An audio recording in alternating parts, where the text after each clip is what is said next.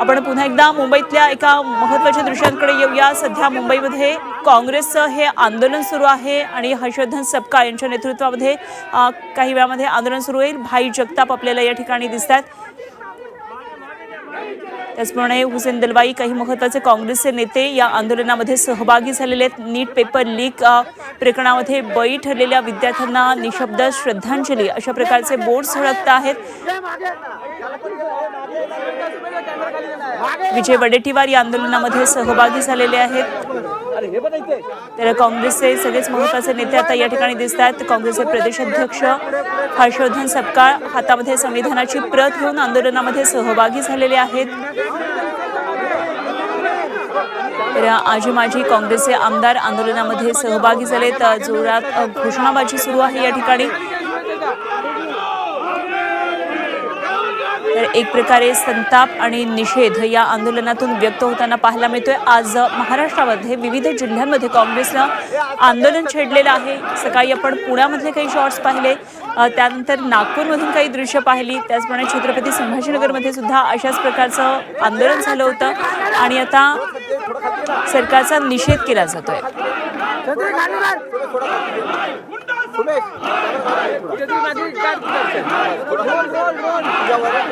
छत्रीमुळे सगळं पाणी पडलं माझ्या याच्यावर।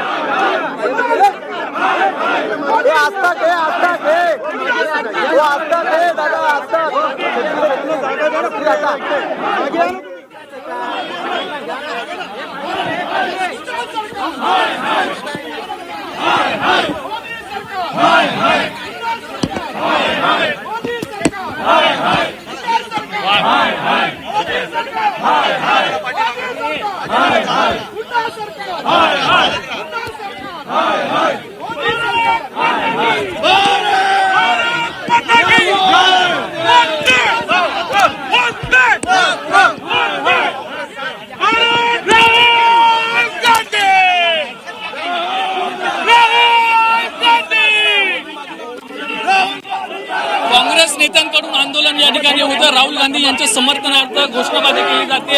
या ठिकाणी विजय वडेट्टीवार असतील, नाना पटोले तसेच भाई जगताप सुद्धा या आंदोलनामध्ये सहभागी झाल्याचं पाहायला मिळतंय।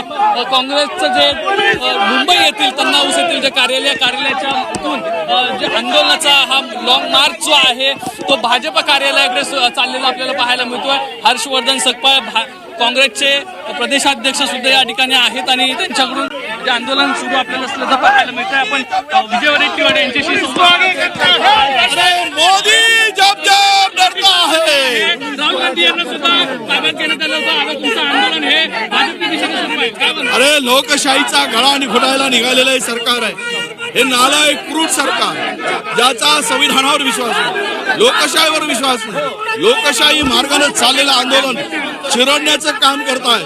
हे देशातील क्रूर सरकार, हे संविधान विरोधी सरकार, राहुल गांधींनी जे आंदोलन काल केलं ते आंदोलन कुचलण्याचं काम यांनी केलं।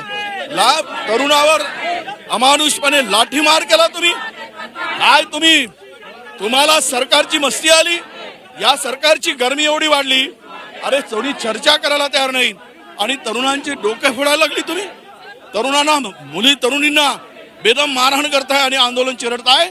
यावरूनच या सरकारचे दिवस भरले आहेत, हे मोदी सरकारचे दिवस भरलेले आहेत आणि याचा नक्की या देशातील तरुण यांना यांची जागा दाखवेल। लोकशाहीला संपवणं, लोकशाहीचा गळा घोटणं हे पाप हे सरकार करत आहे। मुद्द्याचं राजकारण केलं जातं असा आरोप होतो। अरे कसला राजकारण? होटारडे लेखाचे सगळे पेपर फुटत आहेत, तरुण रडत आहेत, तरुण आत्महत्या करत आहेत, तरी पण यांना लाज वाटत नाही। तरुणांच्या आत्महत्यावर बोलायला तयार नाहीत। नीट फुटलंय, टीईटीचा पेपर फुटतोय, सर्व पेपर फुटून पोरांच्या भविष्याशी खेळण्याचं पाप या सरकारने केलेलं आहे आणि म्हणूनच राहुल गांधी आज मैदानात उतरले आहेत आणि हे सरकार